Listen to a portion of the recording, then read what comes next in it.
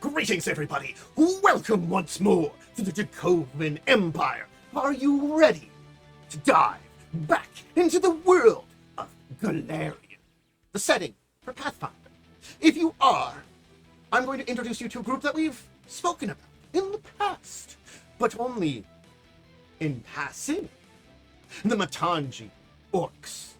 I've talked about their settlement, but now we will learn about the group of orcs here as a whole. For it is important to separate out one major settlement and the entire people. They are quite connected, but still different.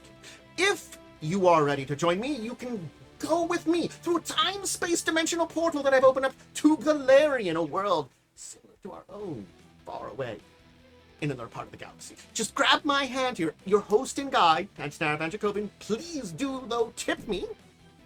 If you manage to stop by on YouTube, even if they're already or going to stop by, make sure you subscribe. Always helps out the channel. And make sure you do at least maybe like or comment down there. Let me know if you've played a Matanji Orc, or if you would. Alright. Portal waits. Shall we go? Golarion and the Mwangi Expanse await us once. What? We have arrived. So, the main place you can learn about the Matanji and dive deeper into them even more than what I've spoken about is, of course, the Mwangi Expanse book. It's a very important book for this kind of thing, and it shows a lot of the basic information about Matanji. It's not that you can't find it in other sources, but this really is the best one for developing them as their own unique culture within Orcish society. One that's separated out by, well, a sea. The inner sea, and the difference between Aveston and Garund, it's been a huge development on their culture. Let's dive into the Matanji. So, what do we know about the Matanji? Well, from starters, they are orc. And when we talk about the Matanji Orcs, they are probably the major orc ethnicity you're going to find in the Mwangi Expanse. It's not that you couldn't find orcs from outside of this region, but because they are technically at this point native to the region, having lived there for thousands upon thousands of years, they have developed demon-slaying powers, part of their history, and have very good relationships with many of their neighbors. In fact, relationships that are so good, it can be surprising to those that come from the outside, not understanding what's going on and why they are different from other orcs.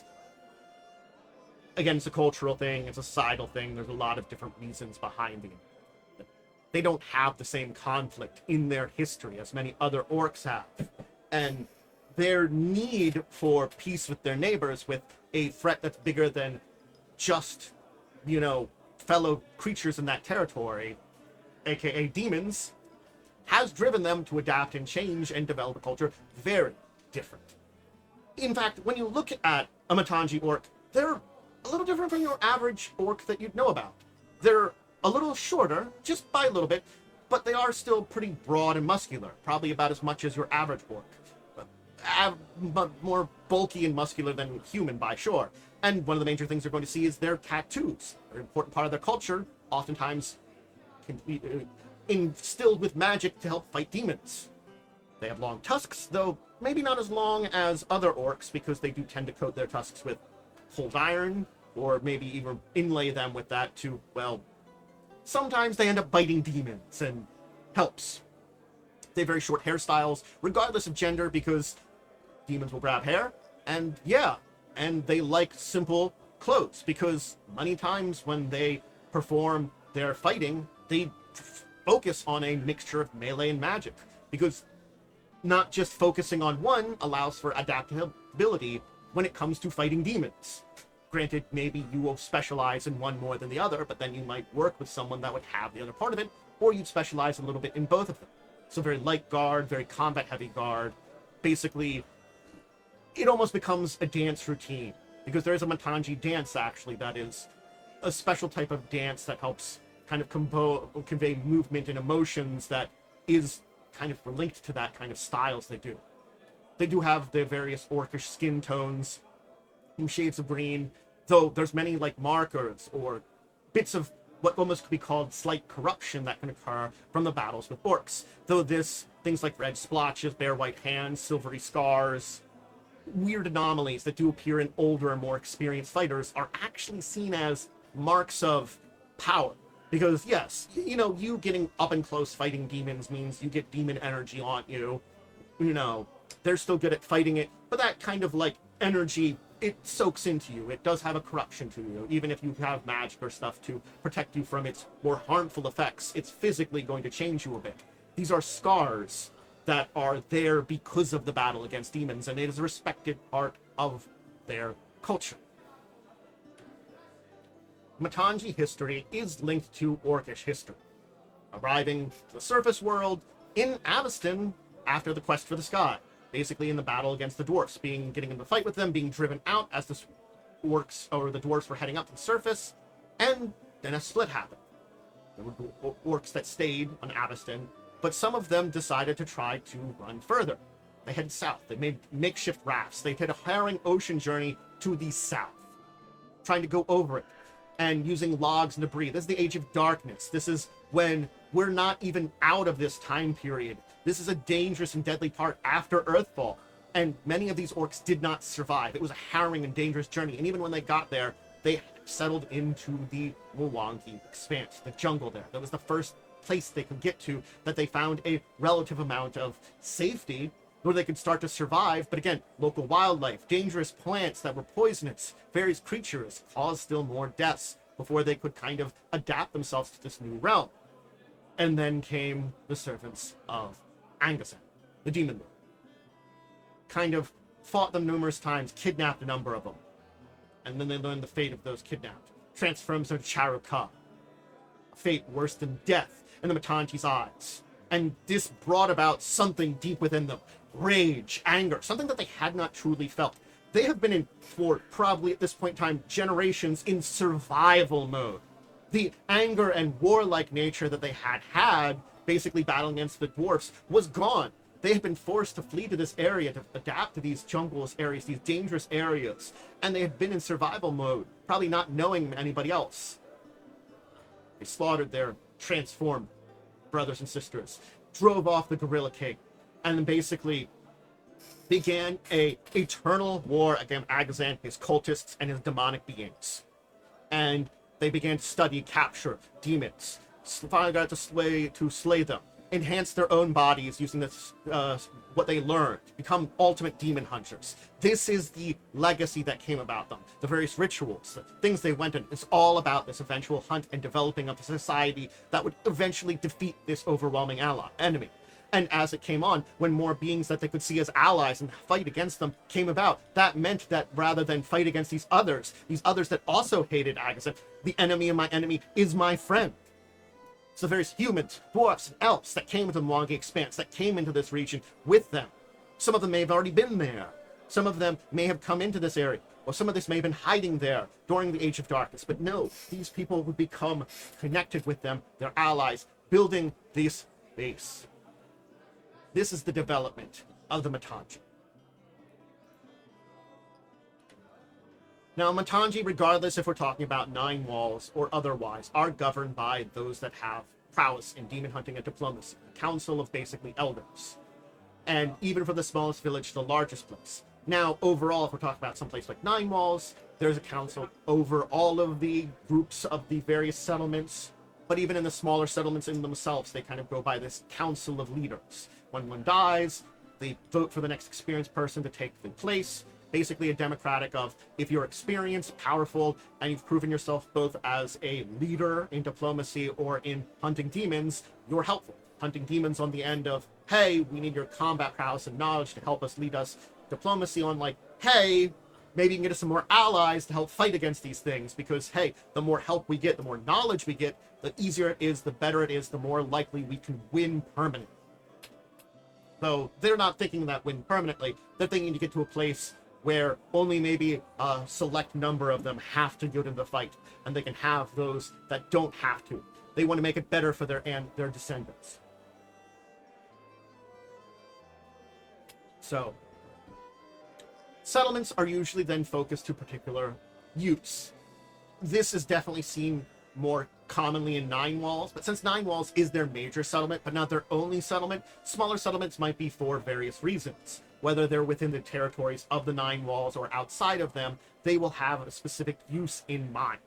And basically, Matanji are all Matanji. They are connected together. Granted, you know, even if you are outside of Nine Walls, not directly connected with Nine Walls, if you perhaps call for aid from the fellow Matanji, they would come to your aid. You have to think of it that way. They will help each other out in this way, in the fight against demons especially. Your family, you are tied culturally. And a lot of this is built about by political marriages. That's a very important part of it. It's not to say there isn't love. We'll talk about love in a little bit. But political marriages is the crux of the most important of it. This can be cultural exchanges, especially with other species. You have to remember that this does extend beyond just, you know, Matanji Orcs. We get half-orcs, of course, or, again, this is the name I have always have to remember off the top of my head. Dromars. So, Matanji Dromars are a very important part of that society. And it's one of these important part about it, and that's where a lot of these political connections come in. It's been bigger, again, kind of keeping on the simple, it is more important in Nine Walls, where Nine Walls is developing a much deeper culture of Matanji, but even these smaller villages, basically having political marriages, whether with other villages, whether with other neighbors, is important to kind of cement these ties, family-wise, culturally-wise, and especially share information on fighting demons, supernatural, helping spread their own philosophy, which they do believe with their philosophy of fighting demons, it's a great way of, like, you know, governing and managing things, and they do believe that exposing others and teaching each other their ways can help spread some of their better philosophy. Rather than other orcs that you see, which oftentimes results to shows of strength, maybe even violence, they believe in, you know, like, hey, you know, we have enemies of enemies. We can show you, we can learn from you, and you can learn from us, because we can show you how well we've developed in our ways to fight these great and powerful enemy, and maybe you'll learn from us and get closer to us too. It's exchange of information, they believe. So, yes, very important. They are in a lot of ways forward-thinking, because they believe that the Expanse is good with their culture and customs. They value demon hunting, they value healers, and they look towards the future and health of their people. Scholars are usually the Dromars of the population, and they lead to rapid and shifts in the society, evolution in information. They discover things, they learn things, they spread things, and they are seen as very important. The other side of this is, of course, the refugees of the Amasans, who are the heads of their agriculture and leading them in agriculture. And, you know, respect for the Amasans, they're not, it's taking time. A century of time of being there has not been enough for them to fully integrate with the Matanji and to merge together, and they might at some point in time. There are Dromar children between the Amasans and the Matanji. It is happening more and more. But it is a thing that's being developed more, because, again, the Amasans serving as this, like, powerful ally, you know, these refugees that are helping, teaching them, leading their agriculture, leading their ability to be more self-sufficient, not rely on hunting, rely on these agricultural things in their controlled area of the Expanse, and respecting, protecting them is very important. It is the core of them in a lot of ways. It's also very important to know, gender isn't very important in their society, because everybody that can pick up a spear, pick up a weapon, and fight a demon is important for fighting a demon. Doesn't matter if you're man and women. Doesn't matter. So they don't take that into consideration really ever. Anything beyond maybe some courtship with other cultures. You know, gender doesn't matter for you when you're in a life and death struggle against a existential threat from the outer rifts.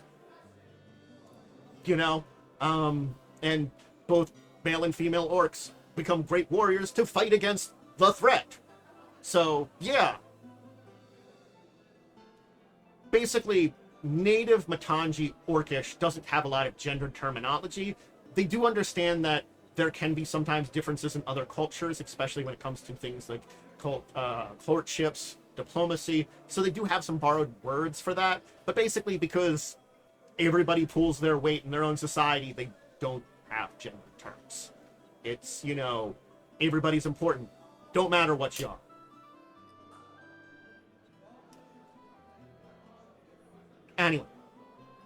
Matanji, it's blunt, it's the point.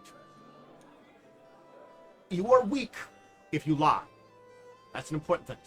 And don't beat around the bush. Don't say what you mean, because not doing that is also a sign of weakness. They're straightforward, and they will dive headfirst into battle. And this bluntness helps with people, too. Marriages are more often than not political for various reasons, but love does happen.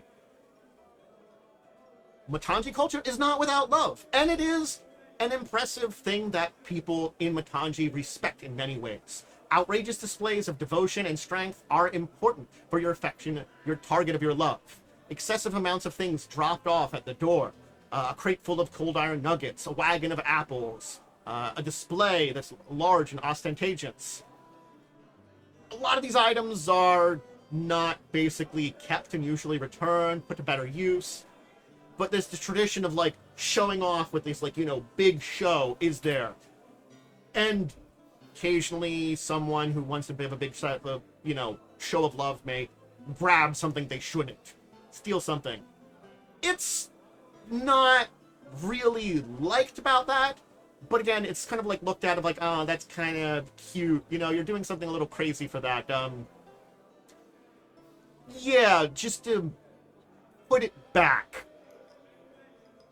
So, you know, it's not really punished or frowned upon very often for something like that. If you go out of your way, maybe you took that cold iron things, but that cold iron crate ends up back where it originally was at the end of all this. We don't have a problem. And it was cute that you did that there, you know? They're very direct in what they say, often saying what they mean. And this can lead to some difficulties when it deals with other cultures. But this is an impressive thing. If I'm a Matanji Orc and I want to court someone from another culture, I am going to start learning about those cultural ideas and kind of come up with some kind of hybrid of ideals between my own and yours that I can feel like would be an easy way for us to communicate. And, you know, it makes it easier for me to court you very well.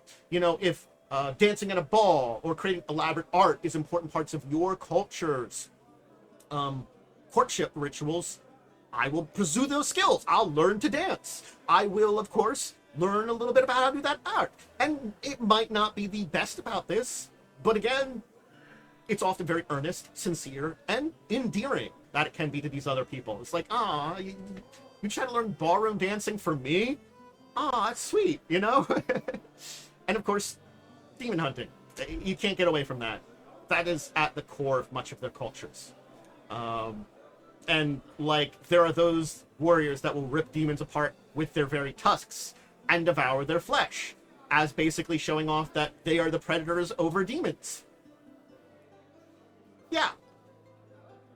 And it's only seen that the most depraved and lost of any Matanji, or Matanji, which are the term for Dromar of Matanji, would actually bargain with a demon, or consider helping and trusting one, outside of extraordinary circumstances.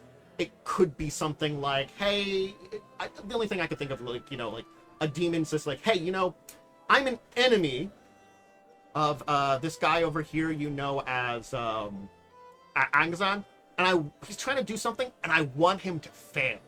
I'm willing to help you out, give you some information and stuff. If I get something out of it or something like that. There could be reasons behind it, but again, it's like, even then, that's very hard to see that actually working out to a point in time where they make a deal. But again, the blessed tattoos are very important about it. So if we look at how they work with other people, that's an important part of this. Now, I'm not going to dive too deep into their faith side of things before I talk about the relationships with others in the Expanse, because that's also important to talk about. That's where I'm kind of going with this. But you can go see my 9 walls about the beliefs in Montezuma, Mother Jaguar, or Magjuana, basically an Arcadian deity that is ended over in the Mwangi Expanse that the Matanji Orcs specifically worship, that is basically seen as one of the beings that helped them out in their early days in the continent. So it's a deity that's not really seen outside of Arcadia, but neat that's here with them. As for their neighbors, well, ties with them is important. There is one exception, the Bakirs.